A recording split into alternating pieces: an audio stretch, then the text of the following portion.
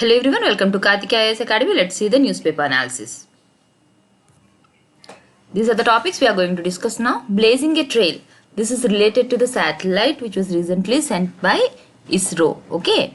The major topic which we are going to discuss here is about the satellites which are sent by the launch vehicle of ISRO. In that, the main thing is about the Brazil satellite Amazonia. Okay.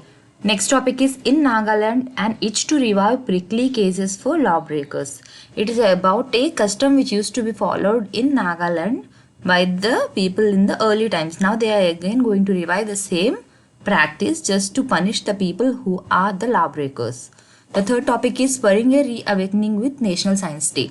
Okay, this is regarding the National Science Day, why it is actually celebrated. Here in this article, they are saying that first you have to know the essence of this day. Don't just celebrate it for a namesake. We have to take the objective of the day, why it was actually, like why this day actually came into being and what is the essence of it.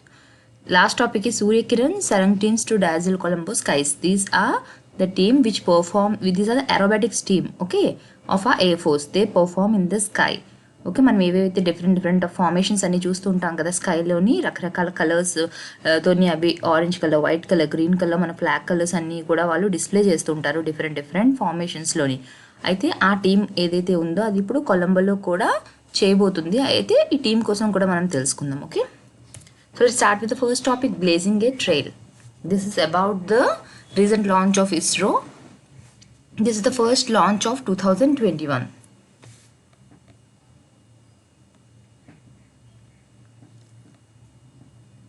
ISRO successfully launched Brazil's optical Earth observation satellite Amazonia and 8 co-passenger satellites, 5 from India and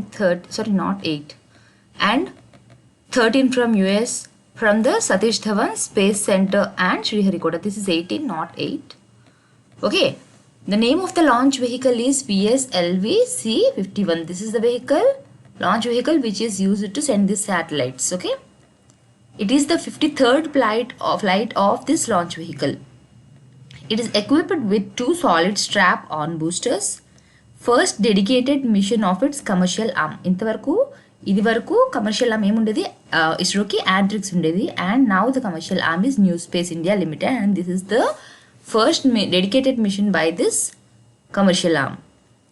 machine undertaken under commercial arrangement with Spaceflight in US. Okay, next it is the 78th commission ఫ్రమ్ శ్రీహరికోట నుంచి పంపించిన మిషన్స్లోని ఇది 78th mission. Okay, it's not like ISRO ఏవైతే ఉన్నాయో అవన్నీ కూడా శ్రీహరికోట నుంచి వెళ్తాయి, మన ఇండియన్ ఏవైతే ఉన్నాయో అన్ని శ్రీహరికోట నుంచి వెళ్తాయని కాదు, మనకి వేరే ప్లేసెస్ ఉన్నాయి, అక్కడ లాంచ్ ప్యాడ్స్ ఉన్నాయి, అందులోని శ్రీహరికోట ఒక లాంచ్ ప్యాడ్, అక్కడి నుంచి పంపించిన వాటిలోని this is the 78th machine.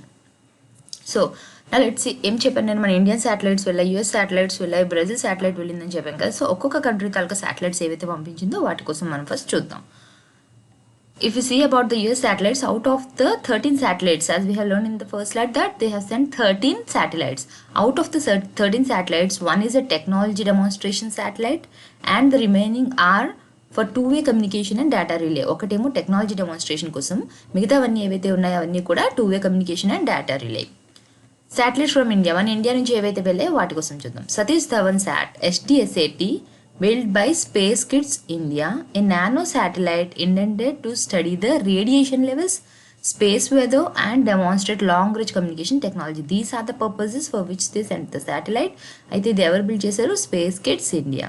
This is a nano satellite. Okay, next one ఏంటి, UnitySat. UnitySat ఏదైతే ఉందో, it is a combination of 3 satellites for providing radio relay services. ఇంకా ఏం పంపించారు, another satellite belongs to DRDO, okay, defence research and development organisation.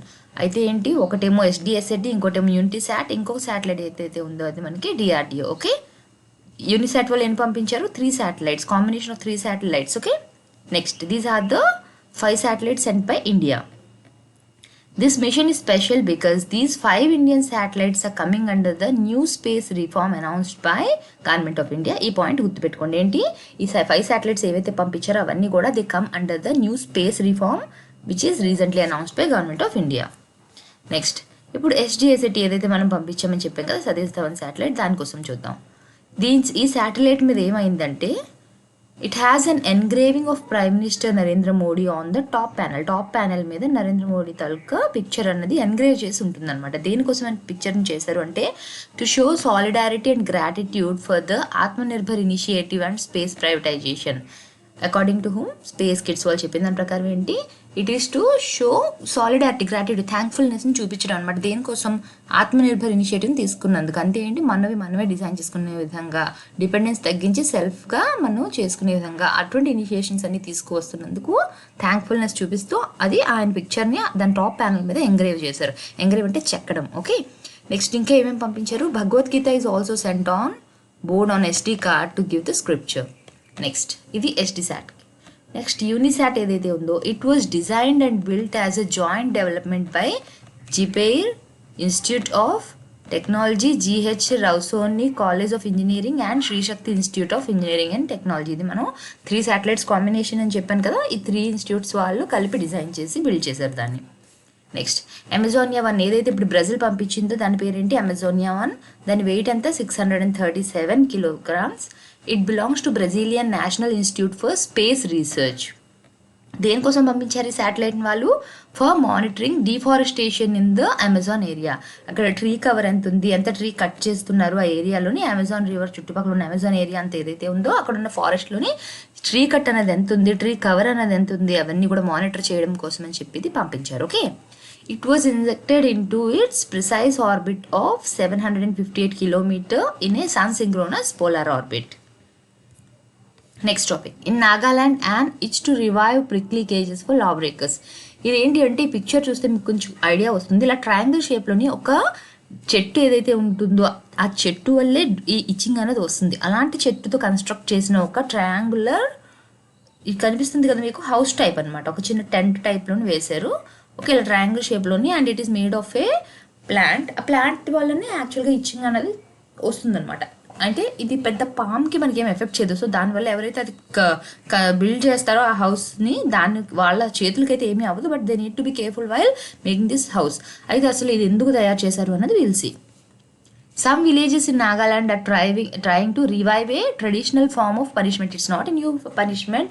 Already existed and they used to follow it. దాన్ని మళ్ళీ తీసుకురావడానికి చూస్తున్నారు. Okay, దేనికోసం అది, that seeks to check crime with an itch in time. ఏదైతే వెంటనే క్రైమ్ జరిగితే వాళ్ళకి వెంటనే కూడా పనిష్మెంట్ ఇవ్వడం కోసం అని చెప్పి. ఓకే, అయితే ఎందులో పెడుతున్నారని చెప్పాను, a triangular case made from the logs of an indigenous tree that irritates the skin for social offenders or violators of Naga customary law. As per which law they are following this? According to the Naga customary laws.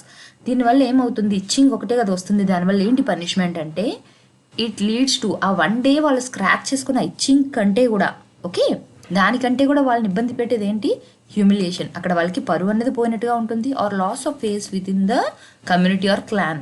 Okay, వాళ్ళకి పరువు అనేది పోయినట్టుగా అనిపిస్తుంది. Naga people ఎవరైతే ఉన్నారో వాళ్ళకి అన్నింటికంటే కూడా వాళ్ళ ఫ్యామిలీ నేమ్, ఫేమ్ అవే ఇంపార్టెంట్ అనమాట. పరువు పోతే వాళ్ళు తట్టుకోలేరు. సో ఇలా తప్పు ఏదైనా చేసినప్పుడు ఇలా పెట్టడం వల్ల ఏమవుతుంది, వాళ్ళకి మొత్తం కమ్యూనిటీ, వాళ్ళకి మొత్తం క్లాన్ తాలూకా పరువు పోతుంది. కాబట్టి వాళ్ళు జడుస్తారు ఇలాంటివి చేయడం కోసం. ఓకే, నెక్స్ట్ వాటిని ఏమంటారు, కుజ్లీఘర్. కుల్లీ కాదు, దిస్ ఇస్ కుజ్లీఘర్ అంటారు. ఓకే, కుజ్లీఘర్ అంటే ఏంటి, జనరల్గా మనకి హిందీలో కుజ్లీ అంటే టర్మ్కి మీనింగ్ ఏంటి, ఇచ్చింగ్ అని చెప్పి. So the name of the case is Kujlighar and it is in Nagamese language. Nagamese వాళ్ళ లాంగ్వేజ్లోని ఇది. ఓకే, ఇలా అని చెప్పి ప్రతి ఒక్కరు ఇదే నేమ్తో కాదు, ఒక్కొక్క నాగా కమ్యూనిటీకి ఒక్కొక్క నేమ్ పెట్టుకుంటారు వాళ్ళు. ఓకే, ఆ హౌస్ అని ఒకటి ఉంది, one of the major tribes of Nagaland. వాళ్ళు ఈ హౌస్ని ఏమని పిలుస్తారు, షిఖి అని పిలుస్తారు. షిఖి అంటే ఏంటి, ఫ్లెష్ హౌస్ అని మీనింగ్. ఓకే, నెక్స్ట్ ఎవరికి పనిష్మెంట్ అన్నది ఇస్తారు ఎక్కువగా అంటే, అఫెండర్స్ ఆఫ్ వేరియస్ షేడ్స్. ఎటువంటి తప్పు చేసినా సరే మోస్ట్లీ అలాంటి వాళ్ళు drug addicts and robbers.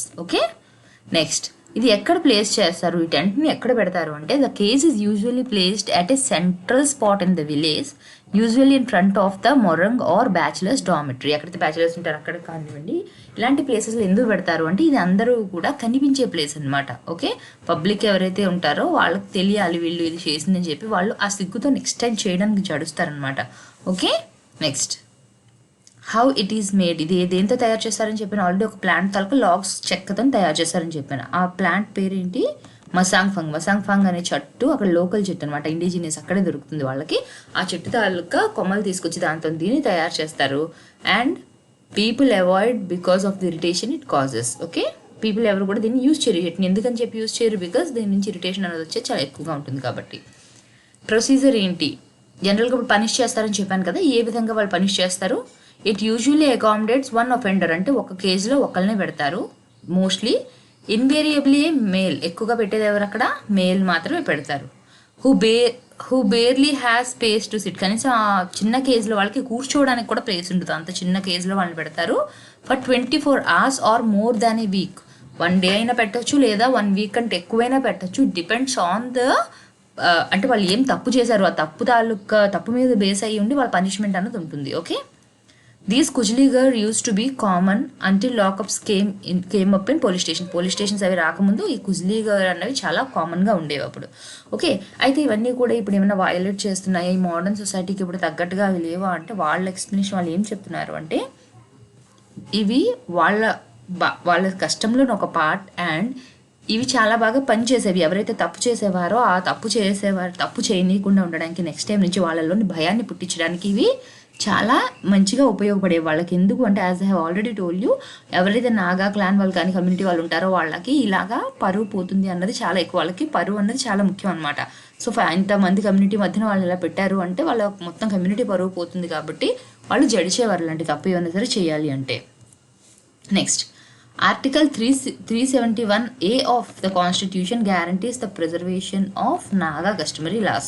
Okay, Naga customary laws అంటే మనం ఇన్వాల్వ్ అవ్వకూడదు అనమాట. వాళ్ళు ఏవైతే లాస్ ఉన్నాయో వాటిని ప్రొటెక్ట్ చేయడానికి ఆల్రెడీ వాళ్ళకి ప్రావిజన్ ఉన్నదే యాజ్ పర్ ద కాన్స్టిట్యూషన్ ఉంది, వాళ్ళు ఫాలో అవ్వచ్చు అని చెప్పి. So this one which I have told you now is a part of their customary law.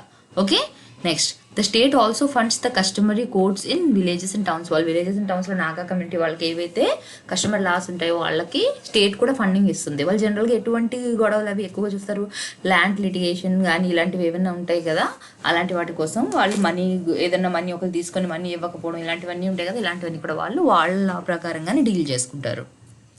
Next, spurring a reawakening with national science day. National science day ఏదైతే ఉందో అది ఎవరి గుర్తు మీద చేస్తారని చెప్పాను, as I already told you. దీంట్లో మిగతా డేస్తో పోలిస్తే దీంట్లో ఒక మెయిన్ ఇంపార్టెన్స్ ఏంటి అంటే, ఇక్కడ ఒక పర్సన్ తాలూకా బర్త్డేని సెలబ్రేట్ చేయడం లేదు, ఆ పర్సన్ తాలూకా అచీవ్మెంట్ని సెలబ్రేట్ చేసుకుంటున్నారు. ఇక్కడ రామన్ ఎఫెక్ట్ ఏదైతే వచ్చిందో దాన్ని సెలబ్రేట్ చేసుకుంటున్నారు. ఓకే, జనరల్గా మిగతా వాటిలాగా ఒక పర్సన్ బర్త్డేని చేయడం లేదు, ఒక పర్సన్ ఏదైతే అచీవ్ చేశారో దాన్ని చేస్తున్నారు. Okay, next, it commemorates a path-breaking discovery of the Indian Association for the Cultivation of Science, Calcutta in 1928. Okay, దేంటి అసలు వాట్ ఈస్ దట్, ఏంటి అప్పుడు కనిపెట్టారు? Raman effect. Okay, and after 2 years, ఇది తర్వాత 2 years తర్వాత ఆయనకి ఏమొచ్చింది, ఒక నోబెల్ ప్రైజ్ని కూడా ఇచ్చారు in physics. Okay, C V Raman won Nobel prize in physics for his work after 2 years. ఇంకా ఎవరెవరు మేజర్ కంట్రిబ్యూటర్స్ ఉన్నారు అంటే, 3 more physicists from Calcutta. Jagadish Chandra Bose, ఇతను ఎవరు? Senior of C V Raman. Satyendranath Bose and Meghnad Saha, వీళ్ళేంటి జూనియర్స్ అనమాట. జగదీష్ చంద్ర బోస్ అతనేమో ఇతనికి సీనియర్, వీళ్ళిద్దరు కూడా ఇతనికి జూనియర్స్ అనమాట. ఓకే, వీళ్ళ గురించి ఈ ఆర్టికల్లో మెన్షన్ చేశారు. నెక్స్ట్, బుక్స్ కోసం కూడా మెన్షన్ చేశారు. ఏవైతే యాక్చువల్గా ఏంటి అంటే, ఇప్పుడు ఇతనికి నోబెల్ ప్రైజ్ వచ్చింది, we all think that he has done a lot అని, కానీ కొన్ని చోట్ల ఏంటంటే ఈయన గురించి కొన్ని క్రిటిసిజమ్స్ కూడా వచ్చాయి అన్నమాట. ఓకే, ఈయన వర్క్ అంటే ఎవరైతే వర్క్లో కొంచెం హెల్ప్ చేశారో వాళ్ళకి ఈయన ఏదైతే అచీవ్ చేసిన దాంట్లో వాళ్ళకు కూడా కొంత కాంట్రిబ్యూషన్ ఉంది, అయినా సరే వాళ్ళకి గుర్తింపు రాలేదు ఇలా అని చెప్పి చాలా విధాలుగా కూడా ఉన్నాయి. కొన్ని క్రిటిసిజమ్స్ ఉన్నాయి, కొన్ని మంచి చేసిన చాలా ఎక్కువ ఉన్నా కూడా ఎలాంటి వాళ్ళకైనా ఏదో ఒక క్రిటిసిజం అన్నది కామన్. ఓకే, అలా ఈ విధంగా ఉన్నాయి. బట్ దాని తర్వాత ఈయన చేసిన కష్టం గురించి కానివ్వండి, ఇవన్నీ కూడా ఆయన ఒక బుక్లోని ఈయన గురించి మొత్తం రాశారనమాట. ఆ బుక్స్ పేర్లు ఏంటి మెన్షన్ చేశారంటే, Nobel laureate C V Raman's work on light scattering, ఇది 2004లో ఈ బుక్ వచ్చింది. Next, C V Raman's laboratory and discovery of the Raman effect, ఇది ఇప్పుడు 2018లో. సో ఈ ఆర్టికల్ 2 బుక్స్ కోసం కూడా మెన్షన్ చేశారు. నెక్స్ట్, ఇంకా సైన్స్ని మనం ప్రమోట్ చేయడానికి సైన్స్ ఏదైతే ఉందో అన్ని ఫీల్డ్స్లో ఆల్మోస్ట్ ఇండియాలోని సైన్స్ అనేది బాగానే డెవలప్ అవుతూ వస్తుంది. ఓకే, అగ్రికల్చర్లో చూడండి, వీఆర్ అప్లయింగ్ ద సైన్స్, స్పేస్లో మనం ముందు ఉన్నాం. So it's not like we are back in any of the things. మెడికల్లో కానీ మీరు ఎందులో చూసినా కూడా ప్రతి చోట కూడా ఇండియా ఎస్ఎన్టీ పరంగా డెవలప్ అవుతూనే ఉంది. ఓకే, సో రీసెంట్గా వచ్చిన కొన్ని 2 డెవలప్మెంట్స్ కోసం ఇక్కడ మెన్షన్ చేశారు. ఏంటంటే national education policy 2020 NEP and the draft national science technology and innovation policy 2020. ఈ రెండు కూడా రీసెంట్గా తీసుకొచ్చిన డెవలప్మెంట్స్. దేనికి? సైన్స్ అండ్ టెక్నాలజీని ఇండియాలో ప్రమోట్ చేయడం కోసం. The importance of languages has been highlighted in the NEP. National education policy ఏదైతే ఉందో ఇందులోని ఈ లాంగ్వేజెస్ అంటే మన మదర్ టంగ్ ఏదైతే ఉంటుందో వాటి కోసం కూడా హైలైట్ చేయడం అనేది జరిగింది. ఓకే, అది ఇప్పుడు వచ్చింది కాదు. ఆల్రెడీ ఎస్ఎన్ బోస్ ఎవరైతే ఉన్నారో ఆయన 1940s ఏమని చెప్పారు అంటే సైన్స్ అవి ఏమైనా పిల్లలు నేర్చుకోవాలి అంటే వాళ్ళ ఓన్ లాంగ్వేజ్లో వాళ్ళు ఎక్కువ నేర్చుకుంటేనే వాళ్ళకి ఆ కాన్సెప్ట్స్ అన్నవి బాగా అర్థమవుతాయి. లైక్ సే ఇప్పుడు మన language if we say it's Telugu, మన లాంగ్వేజ్లో మనం నేర్చుకుంటేనే కాన్సెప్ట్స్ మనం బాగా అర్థం చేసుకోగలం అదర్ దాన్ ఇంగ్లీష్. అంటే ఇంగ్లీష్లోని అర్థమవుతుంది, బట్ ఎవరు ఓన్ లాంగ్వేజ్లో వాళ్ళు నేర్చుకుంటే ఇంకా బాగా కాన్సెప్ట్స్ అర్థమవుతుంది అని చెప్పేవారు. Okay, next setting up of the national research foundation. ఇది కూడా ఒక ఇనిషియేటివ్. నెక్స్ట్ అయితే ఇక్కడ ఏం చెప్పారు ఆర్టికల్లో అంటే మనం సైన్స్ డే ఏదైతే చేస్తున్నామో ఆ రోజు అది అచీవ్ చేశారు కాబట్టి అది ఇంకా చెయ్యాలి ఒక కష్టం టైప్లో ఎవ్రీ ఇయర్ అది చేసుకోవడం కాదు. మనం ఒక సెలబ్రేషన్ చేస్తున్నాం అంటే we have to celebrate it with objective. ఇంకా సైన్స్ గురించి అవేర్నెస్ పెంచాలి, దీన్ని అందరూ కూడా ఇంకా ఎక్కువ ఇంప్రూవ్ చేసే విధంగా స్ప్రెడ్ చేయాలి ఇంకా సైన్స్ని. ఆ విధంగా మనం దాన్ని సెలబ్రేట్ చేసుకోవాలి అని చెప్తున్నారు. Okay, the celebration of national science day with the basic objective of spreading the message of science and its importance in improving the lives of people. అంటే ఏంటి, సైన్స్ అన్నది ఎంత ఇంపార్టెంట్, మన లైఫ్ ఇంప్రూవ్ అవడం కోసం అది ఎంత ఇంపార్టెంట్ అన్న మెసేజ్ని మన అందరికీ స్ప్రెడ్ చేయాలి అని చెప్తున్నారు. It must be taken forward in days ahead and should spur a national reawakening instead of just being a ritual. ఏదో ఒక రిచువల్ లాగా ఎవ్రీ ఇయర్ సైన్స్ డేని సెలబ్రేట్ చేసుకోవడం కాదు. సైన్స్ పరంగా మనం అందరూ మనకు అది ఎంత ఇంపార్టెంట్ మన లైఫ్లో అన్నది అందరికీ తెలియచేయాలి అండ్ మనం ఇంప్రూవ్ చేసుకోవాలి అని చెప్తున్నారు. India has a long history of secular enquiry and free thoughts. It's not like ఇప్పుడు సైన్స్ మోడర్న్ సైన్స్ వచ్చిన తర్వాతే మనకి ఈ సైంటిఫిక్ థాట్ కానివ్వండి డెవలప్మెంట్స్ వచ్చాయని కాదు. ఈవెన్ ఎర్లియర్ డేస్ హిస్టరీ ఎంతో బ్యాక్కి వెళ్ళినా కూడా మనకి సైన్స్ గురించి ఆలోచన కానివ్వండి, ఫ్రీ థాట్స్ కానీ ఇంకా కనుక్కోవాలి, ఇది ఎందుకు వచ్చింది, ఎలా వచ్చింది అవన్నీ తెలుసుకోవడం, ఆ ఎంక్వైరీ చేయడం, ఆ థాట్స్ అన్నీ కూడా ఎప్పటి నుంచో ఉన్నాయి. ఇప్పుడు కొత్తగా మోడర్న్ సైన్స్ వచ్చినప్పుడే కాదు, పూర్వకాలం నుంచి కూడా మనకి ఏముంది, హౌ వీ గాట్ దిస్, ఇది how it is working, what is the basic principle behind it, all was since earlier days. Okay, ఎగ్జాంపుల్స్గా కొన్ని పేర్లు చెప్పారేంటి, from Aryabhata, Varahamihira, Bhaskaracharya to the great scientist of modern India. The traditional of illuminating the world of science continues. Next కొన్ని illustrious women names కూడా అక్కడ mention చేశారు ఆర్టికల్లో. Janaki Ammal, she's a botanist. Asima Chatterjee, chemist. Bibha Chowdary, physicist. And Gagandeep Kang, medical scientist. ఏంటి అంటే not just men, even women are progressing in this field. ఇది కూడా ఇప్పటి నుంచే కాదు, ఎప్పటి నుంచో ఉన్నారు. Women are also taking an active role in this. So India ఇంకా ముందుకు వెళ్ళాలి, ఇంకా సైన్స్ని మనం ప్రమోట్ చేయాలి, దాని ఇంపార్టెన్స్ని కూడా ప్రమోట్ చేయాలి. ఒక జస్ట్ నేమ్ సేక్ కోసం డే సెలబ్రేట్ చేసుకోవడం కాదు, ఎక్కువ వీటిని ప్రమోట్ చేయాలి అని చెప్తున్నారు. Next topic Suryakiran Sarang teams to dazzle Colombo skies. Okay, ఈ సూర్యకిరణ్ ఏదైతే ఉందో అది ఏంటి అసలు యాక్చువల్గా the Suryakiran aerobatic team, SKAD అనమాట. ఓకే, అంటే ఏంటి, యాజ్ మనం చూస్తూ ఉంటాం కదా ఇప్పుడు బీచ్ దగ్గర మీరు చూసినా కూడా మనకి ఏవైతే ఈ ఎగ్జిబిట్ చేస్తూ ఉంటారు కదా, రకరకాలుగా ఫార్మేషన్స్ అన్ని ఫామ్ అవుతూ ఉంటారు. వెళ్తున్నప్పుడు డైడ్ ఏదైతే స్మోక్ రిలీజ్ చేస్తారో కలర్ఫుల్ స్మోక్ని రిలీజ్ చేస్తూ వెళ్తారు, ఇవన్నీ కూడా వీళ్ళు చేస్తారు. Okay, next the Suryakiran aerobatic team SKAT and the Sarang helicopter display team along with the light combat aircraft of the Indian Air Force will perform at an air show at the Gale Face in Colombo. Okay, ఎప్పటి నుంచి March 3rd నుంచి 5th వరకు కూడా వాళ్ళు perform చేస్తారు. దేనికని perform చేస్తున్నారు యాక్చువల్గా, ఇప్పుడు ఏంటి రీజన్ పర్ఫామ్ చేయడానికి అంటే in the 70th anniversary celebrations of the Sri Lankan Air Force SLAF. Okay, Sri Lankan air force తాలూకా 70th anniversary సెలబ్రేషన్స్ కోసం అని చెప్పి అక్కడ పర్ఫామ్ చేస్తున్నారు. ఓకే, ఇక్కడనే కాదు చాలా చోట్ల కూడా వీళ్ళు ఇన్వైట్ చేయడం అన్నది జరుగుతుంది. వీళ్ళు ఇచ్చే పర్ఫార్మెన్స్ ఏదైతే ఉంటుందో అది బెస్ట్ అనమాట. ఎవరైతే పైలట్స్ ఇక్కడ ఉంటారో ఈ టీంలోని వాళ్ళు వరల్డ్లో బెస్ట్ పర్ఫార్మెన్స్ ఇస్తుంటారు. సో వాళ్ళు ఇలాంటి ఏమైనా సెలబ్రేషన్స్ అవి అవుతున్నప్పుడు వెళ్ళి పర్ఫామ్ చేయడానికి వాళ్ళని ఇన్వైట్ చేస్తూ ఉంటారు. Okay, next in all 23 aircraft of the IAF and the Indian Navy will take part in the show. Okay, This will be the first performance of the SKT team outside India since it was resurrected in 2015. అయితే ఇది ఎప్పుడైతే start చేశారో దాని తర్వాత అది మళ్ళీ 2015లోనే end చేసేసారు. దాని తర్వాత మళ్ళీ స్టార్ట్ చేశారు. ఓకే, అయితే మళ్ళీ హాల్ట్ ఇచ్చేసారు, మధ్యలో ఆపేశారు అనమాట. మళ్ళీ 2015 తర్వాత ఏదైతే స్టార్ట్ చేశారో దాని తర్వాత మళ్ళీ ఇండియా బయటకు వెళ్ళి వీళ్ళు పర్ఫామ్ చేయడం అనేది this is the first time. Okay, with the Hawk advanced jet trainers. Earlier, the SKT team had toured Sri Lanka during the 50th anniversary of the SLAF in 2001. Already వాళ్ళు 50th anniversary 2001 అప్పుడు కూడా మన వాళ్ళు వీళ్ళు అక్కడ perform చేశారు. Just నేను picture ఒకటి మీకు ఎగ్జాంపుల్కి ఇచ్చాను చూడండి.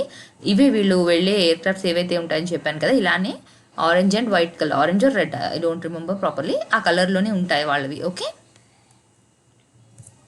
Next 1971 commemoration. Marking the golden Jubilee year of the 1971 liberation war of Bangladesh. Okay, ఇది మీ అందరికీ ఆల్రెడీ తెలుసు కదా. ఫస్ట్ ఎప్పుడైతే ఇండియా డివైడ్ అయిందో మనకి ఏ విధంగా డివైడ్ అయింది, ఇండియా అండ్ పాకిస్తాన్గా డివైడ్ అయింది. ఏదైతే పక్కన మన రైట్ హ్యాండ్ సైడ్ ఉందో దాన్ని ఈస్ట్ పాకిస్తాన్ అనేవారు, లెఫ్ట్ సైడ్ పాకిస్తాన్ అనేవారు. అయితే ఈస్ట్ పాకిస్తాన్ ఏదైతే ఉందో it want to get liberation అనమాట. ఇంకా పాకిస్తాన్తో కాకుండా మాకు ఒక సెపరేట్ కంట్రీ కావాలి అని చెప్పి వాళ్ళు మొదలుపెట్టారు. అప్పుడు వాళ్ళకి సపోర్ట్గా ఇండియా నిలబడింది. ఓకే, వాళ్ళ లిబరేషన్ వార్లోని మనం వాళ్ళకి సపోర్ట్ చేసాము and it got its freedom. So ఈ 1971 లిబరేషన్ వార్ ఆఫ్ బంగ్లాదేశ్ ఏదైతే ఉందో దాన్ని గోల్డెన్ జూబ్లీ సెలబ్రేషన్ జరుగుతుంది. Okay, SKT team has been flying different formations over landmarks across the country. ఆ కంట్రీలోని డిఫరెంట్ ల్యాండ్ మార్క్స్ అన్నవి చేసి ఫామ్ అవుతున్నారు. ఓకే, ఎక్కడి నుంచి ఎక్కడి వరకు ఫామ్ అవుతున్నారు? From Kanyakumari in the south. Okay, the team has already flown over some of the southern cities and more demonstrations are in the pipeline. Next ఏమేమి formations అన్నవి చేస్తున్నారు, మెయిన్ ఇంపార్టెంట్గా వాళ్ళు చేస్తున్న స్కైలో ఫార్మేషన్ ఏంటన్నది చూద్దాం. As an aerial salute to those who took part in the 1971 war, the number 71 was marked in the air over Kanyakumari. ఇక్కడ కన్యాకుమారిని start చేస్తుందని చెప్పాను కదా. సో వాళ్ళు వెళ్తున్నప్పుడు ఏం ఫామ్ చేస్తున్నారు, 71 అని చెప్పి నెంబర్ని ఫార్మేషన్ చేస్తున్నారు అనమాట, స్కైలో ఉన్నది కూడా. ఓకే, దేనికోసమని నెంబర్ని ఫామ్ చేస్తున్నారు, ఎవరైతే 1971 వార్లో పార్టిసిపేట్ చేశారో వాళ్ళకి సెల్యూట్ చేస్తున్నట్లుగా. Okay, with 10 aeroplanes, 6 aircrafts making the number 7. 10 aeroplanes ఇంకా 6 aircrafts కలిపి నెంబర్ 7 అని చెప్పి చేస్తున్నారు. నెంబర్ 1 ఇంకా 4 ఏమో నెంబర్ 1గా చేస్తున్నాయి అనమాట. అంటే ఇలా స్కైలో 71 అని చెప్పి నెంబర్ని ఫామ్ చేస్తున్నాయి. The team currently has 13 pilots and is led by group captain Anup Singh. The entire team consists of fighter pilots and qualified flying instructors. ఎవరు ఉంటారు వాళ్ళు ఫ్లై చేసే వాళ్ళందరూ కూడా ఎవరైతే ఫైటర్ పైలట్స్ ఉంటారో వాళ్ళని ఈ పోస్ట్కి తీసుకుంటారు. The team is currently procuring and integrating the smoke pods so that it can paint the skies in the signature Surya Kiran style. Okay.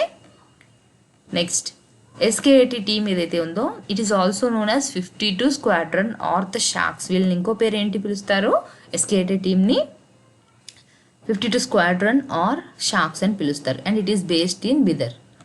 The team was formed in 1996 with Kiran Mk2 aircraft and has enthralled spectators across the country till 2011. 2011 వరకు కూడా వాళ్ళు ఇలా display అన్ని కూడా చేస్తూ ఉండేవారు. ఎప్పుడు form అయింది, 1996లో ఫామ్ అయింది. ఓకే, మళ్ళీ ఎప్పుడు రివైవ్ అయింది, 2015 with Hawk trainers, initially with 4 aircraft and grew to the 9 aircrafts.